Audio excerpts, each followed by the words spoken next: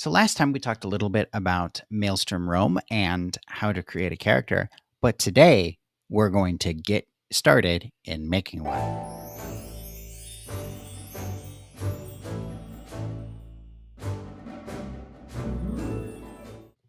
So let's go ahead and get this character creation started. So you will see on the manual that you over here to the side of me is the first step, which is the attributes. Now down below, I have the character sheet pulled up, and you will see that I have already filled in the starting score for each of these attributes. So basically, each of these is supposed to start at a rating of 40. And then we have the ability to potentially make small tweaks to five of them using a d6, either having them be bumped up or dropped down. It's somewhere between plus or minus 3 points. So I went ahead and already rolled 5 different dice here. So I'm going to go ahead and plug those in now.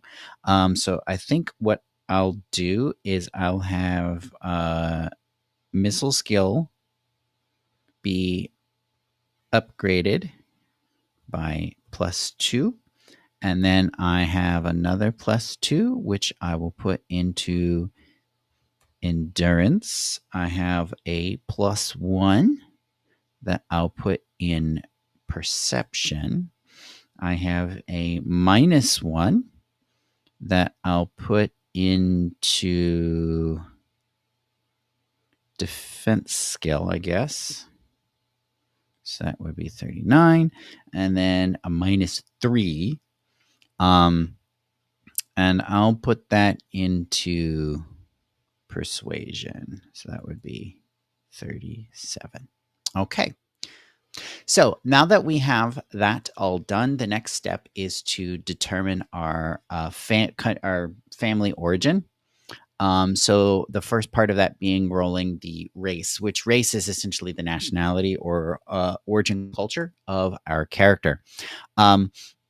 So basically, the idea is, are we Romans or are we not Romans? So what we need to do is we need to roll a d6, and we're going to do that at least once. If we roll a 1 through 4, we'll be Roman.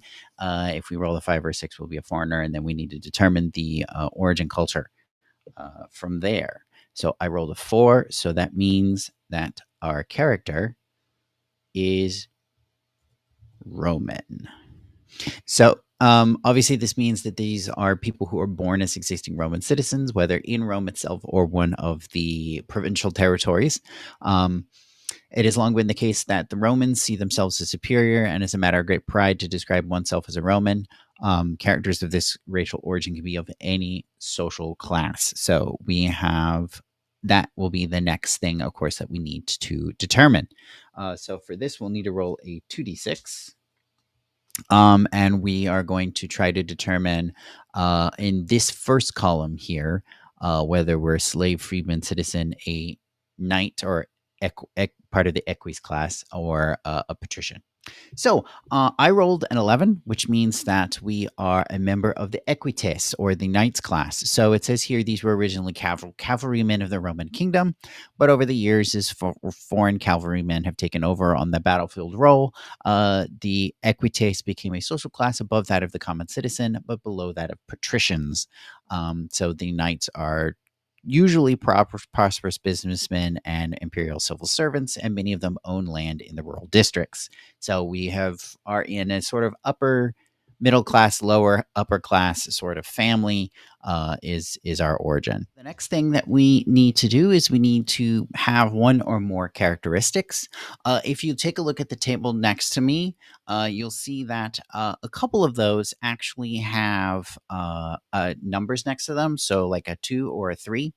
That means that those are characteristics that make them that take up multiple characteristic slots. As you can see on the character sheet down below me, we have a section where we have characteristics that go over here. So what I'll go ahead and do is I'll go ahead and roll, and we'll see which ones we have. The two that I rolled for our character today are as you can see below, are nondescript and low magic. So just to go over those real quick, nondescript over next to me, that's at the bottom of the page. It says a character who's nondescript is almost completely average to look at. They have almost no distinguishing features, no facial scars, moles, or marks. They are of average height and build, have average hair, and are even move in a relatively average way. This character will be unlikely to be remembered at all by other people. And this characteristic cannot be taken with either the large or huge characteristic. So that's one, and that only took up one slot. Our low magic took up two slots. So it says here this character is able to tap into the power of the Maelstrom, which remember is that source of magic for this world system, and can make fairly significant changes to the reality.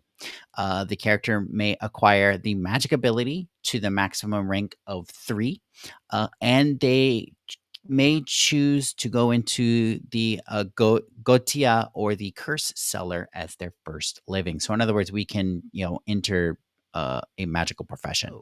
Now it is time for us to really start hopping into the beginnings of basically what our character profession is going to be like. So this is going to be our first career.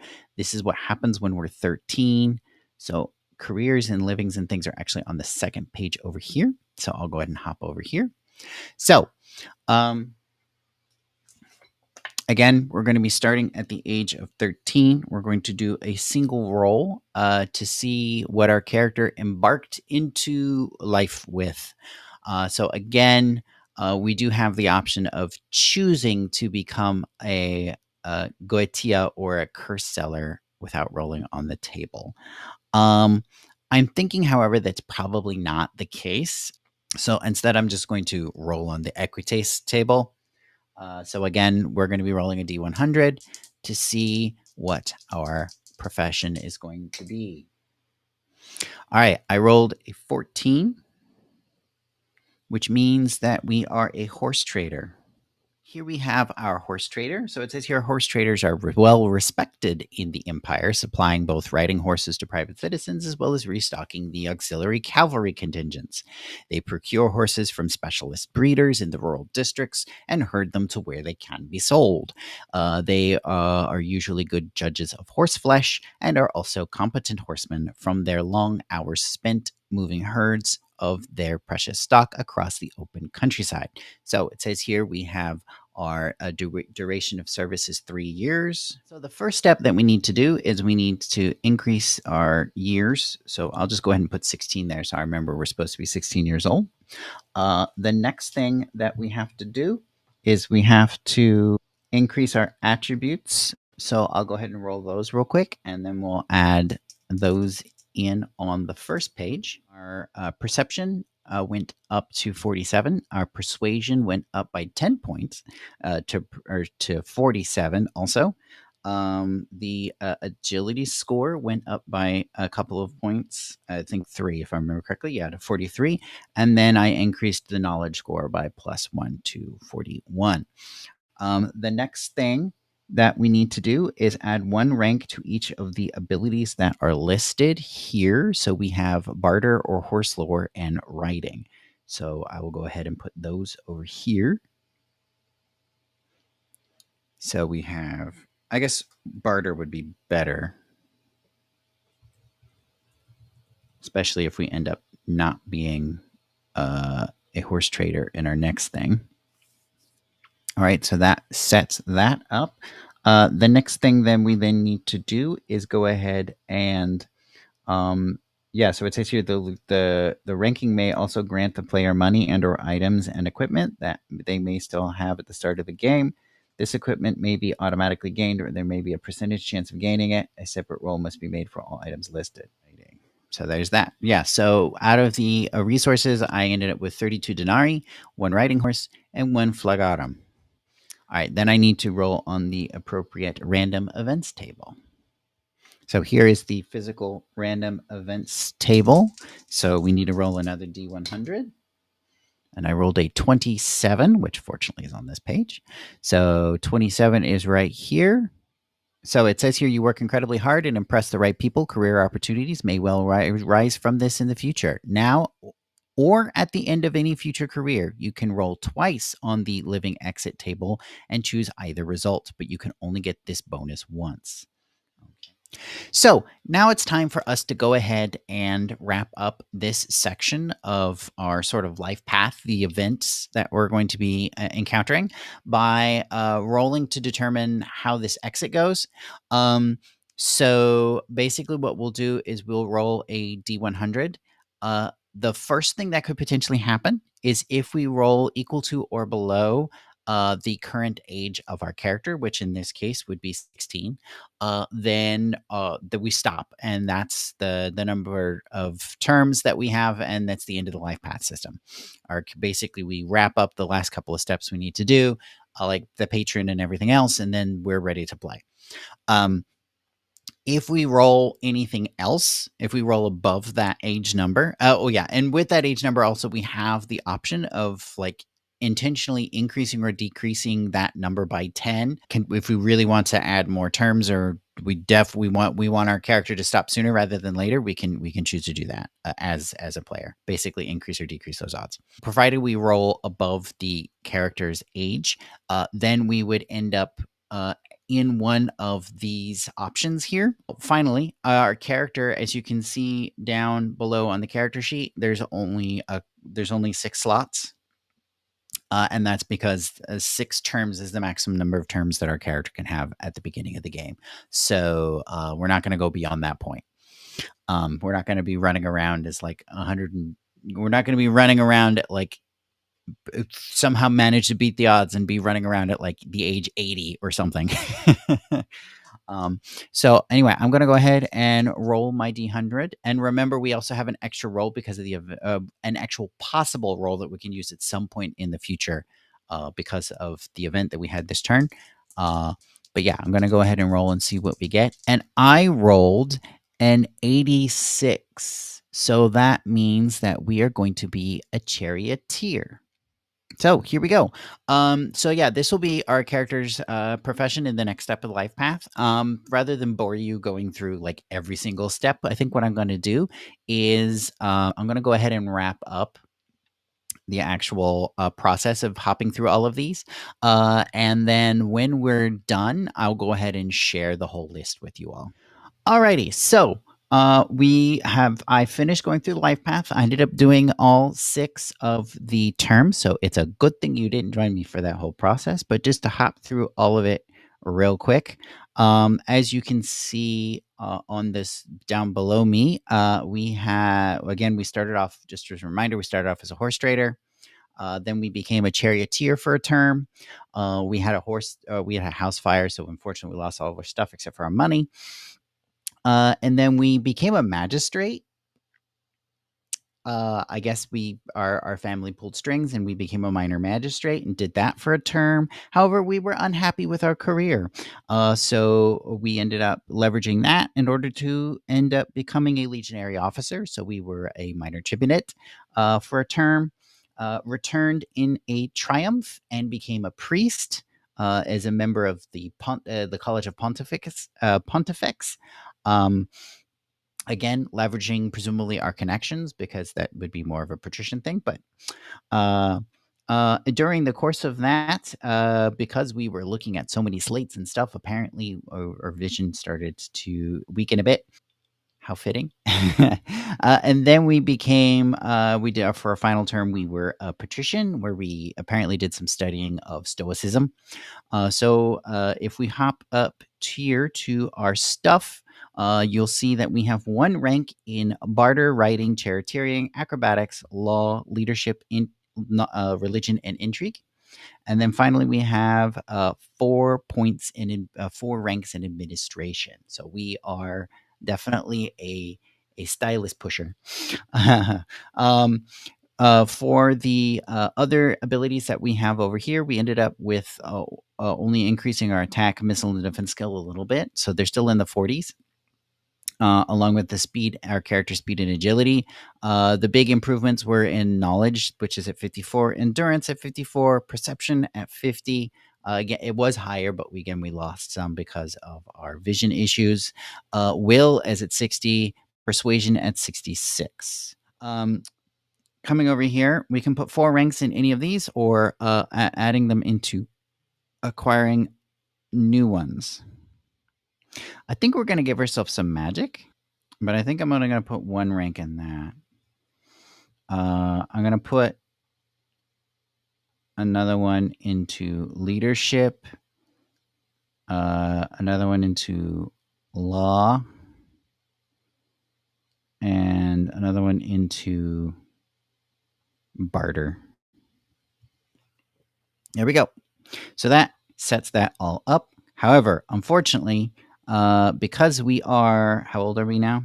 Yes, because we are 34, we are going to have to unfortunately decrease some of our attributes because our character is going to have to do some aging. So basically, it says for every year over that, I need to roll 2d6 on this plus a modifier on the table. So looking here, the modifier here is 34, so that'd be a +2. So I'm going to need to roll 2d6 plus 2. If I roll less than a 9, then nothing happens. If I roll a 10 or more, then I potentially lose from physical attributes. And there's a rolling table that you might have seen briefly on the next page where it can help me figure out which physical or trait or attribute that should be removed from. So I need to roll for 30, 31, 32, 33, and 34. So I need to roll 5 times. So if I roll a 7 or less, nothing happens. So for this first roll, I only rolled a 4. For the second roll, I only rolled a 6.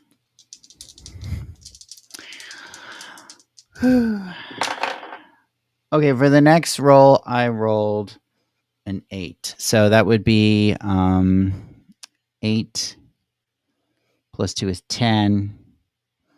So I only end up losing 1 point from a physical attribute. Okay, so if you hop over here, physical attribute, let's just do this randomly. All right, I have it over here. All righty. Woo! I rolled a 26, so that would be missile skill. So our missile skill is going to go down by 1. Nope, 44. There we go. All right, let's see. I need to do 2 more age rolls. Okay, for that one, I rolled an 11. Plus 2, 13. So we'll hop over here. 13 is minus 1d6 points from 1 physical attribute. So coming over here, 99 would be perception. Oh, wait, what was it? 1d6? Yes, 1d6. And then minus 2. So just minus 2 to perception. So perception goes down to 48. Alrighty. Okay, and then one more.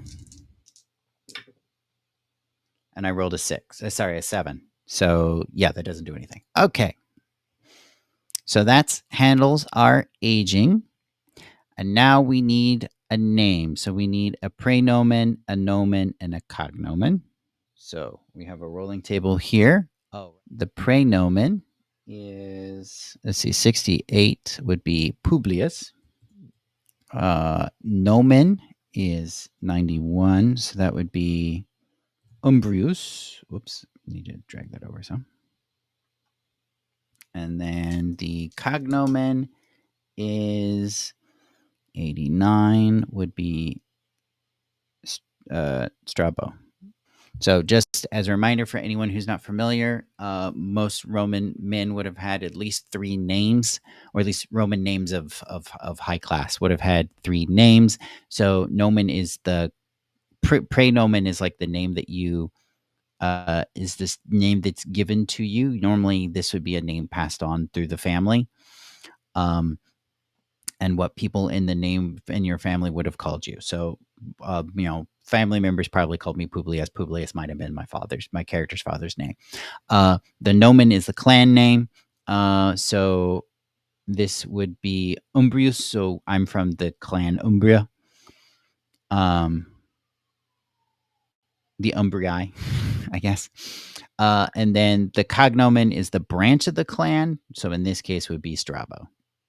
And there's names here for other cultures if you are a member of those. It is time for our supernatural encounter. This is when basically our life decided to crumble because of the Maelstrom. So it says here, although your characters up to this point have lived fairly ordinary lives, working, having families, socializing, and in many cases just surviving, this all changes when an encounter with something supernatural. Because of the encounter being intimate and is usually witnessed somehow, the character will become an immediate figure of fun, fear, hate, or derision. Local gossip will regularly feature the character, graffiti will be dabbed on walls, and friends, customers, or even family will distance themselves from the cursed individual. The rest of that doesn't apply to me. Yes. If they are freedmen or a citizen, they will lose their job and their customers, and legionaries will be expelled from the legion. Knights will find their business dealings all but vanish, and those of the patrician class, so I'm now a patrician because my last thing was a patrician, uh, will find themselves marginalized by their peers. Actually, yeah, I guess I need to go here into the social class and change that to patrician because I'm now a patrician. Alrighty. So we need a roll here on a D100 rolling table to figure out exactly what the phenomenon is.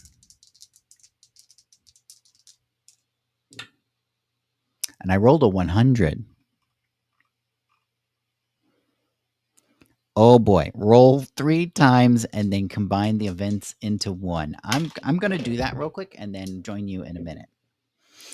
All right. So this event became incredibly elaborate. So the first thing I rolled was that my character woke one morning unable to speak Latin and instead was speaking in some weird, unusual language until sundown. Uh, a domus that I was like visiting or was at or miraculously collapsed and burned, even though the residents were able to escape. Miraculously collapsed, not burned.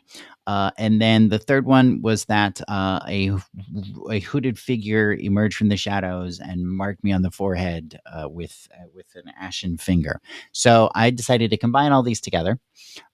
One thing that my character doesn't have in their inventory is a domus, despite being a patrician. So I don't have a house. So basically, what I'm going to say is that I was in my home and I awoke. The servants realized that I, for some reason, was unable to speak. Rather, I was, speaking in tongues and babbling and doing all kinds of weird stuff. And then the domus began to collapse, and we all fled. And the ruins were as it collapsed, sort of like were starting to like burn. And then out of the flames of the collapsed domus, a figure came out who was like hooded and burning and like surrounded by flames and touched my character on the Publius on the forehead. Uh, so yeah, that's scary. And very traumatic, and it definitely explains why everybody would be utterly scared of my character. So yeah. So the last step that we need to do is to basically decide what our character or the group's character's patron would be. Um, so of course, the patron was a key figure in Roman life, but any patron the character might have had will have originally deserted us because of all of the craziness that happened to us as a part of the supernatural event or whatever. So instead, we've come to the interest of another much more powerful patron. Um, so if we go ahead and look here, they actually have a rolling table for us to pick from, going all the way from Marcus Julius Agrippa all the way up to Claudius. So we're going to go ahead and roll for that. And we'll see who our character's patron is going to end up being. Alrighty. I rolled an 8. So that would be Aulus Politus. And I will run here in just a second. We'll take a look at his. I'll read the little blurb about him.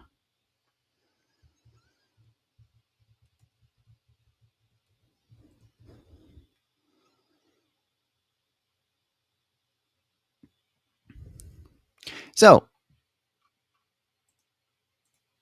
actually, Paulitus is here on the bottom of the page. So it says here, Aulus Paulitus was the commander of the invasion of Britannia in AD 43, in part because of his long public service as a senator and a military officer. A member of an influential political patrician family, Paulitus has a long-standing interest in the strange and unusual. So, and some other options that we could have had would have been Vespasian, the future emperor, who at this point in time, although he is from an equestrian family, is currently a senator. Um, we have Agrippa, who is the Herod Agrippa II, who is the king of Judea. And is a young man currently residing in Rome. Essentially, it's like kind of like a hostage. We have Seneca the Younger, um, and then Emperor Claudius himself. So, uh, yeah. So we have Paulitas again. He was one. He and excuse me, Paulitas and Claudius themselves um, went to Britannia and led an initial campaign in 43. And then Paulitas actually stayed and continued to campaign in Britannia and to sort of complete the conquest of southern Britannia. Subjugation probably be a better way to put it. But anyway, so and then the last step that we would need to do is kind of come up with a timeline based on the life events and all of the things that we've already created. I'm not going to do that at this time because that would be quite considerable. But I'm one element at the very least that I am thinking is that Paulitus is now currently our Palutus is now currently our patron. And also, we were a legionary officer between like 44 and like 41, 42, based on our timeline. So I'm thinking that actually that would be perfect. And I do happen to remember that Emperor Claudius actually had a tribute had the Senate do a tribute for him when he came back from Britannia. So that would be perfect because our event for that was participated with a famous general in a triumph. It lines up almost perfectly. Um, so I think that's a major event that's probably going to happen. Our character would have been born around the year 16. But I think besides that, I'm not necessarily going to write anything more at this time. Certainly nothing as elaborate as the example that they've created here. Um, but at some point, I might if I decide to actually use this character. So, and then of course in the manual they do have a page here that does have some suggestions on ways that you could modify this process that we just stepped through, that you might want to check out if it's not necessarily if you want your characters to stay like more within the potential social classes. Like for example, our character was born an equestrian but ended up a patrician. um so we essentially followed the same sort of pathway as Vespasian to a certain extent, while other people, well, you might end up with other characters who end up going down in social class or staying in their social class. So there are other ways that you can have the rolling have that be more stable and therefore potentially a little bit more realistic.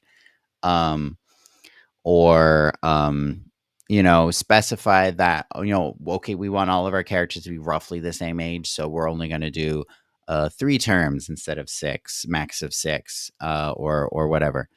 So that was myself and Paulo Sombrio Strabo in showing off the life path system that exists in Maelstrom Rome.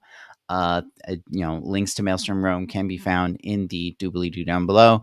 Um, it's like I mentioned earlier on in the video. This is definitely a game that I think, even if you are not necessarily intending on playing Maelstrom Rome, if you are intending on setting a game in a Rome setting or something very similar to it in that sort of early imperial period, This is, if nothing else, an incredible resource for that. And also, there are certainly elements here that would be incredibly useful, um, if you even if you don't necessarily like that sort of loose role, the sort of loose system that Maelstrom Rome uses for its, for the actual running of the game.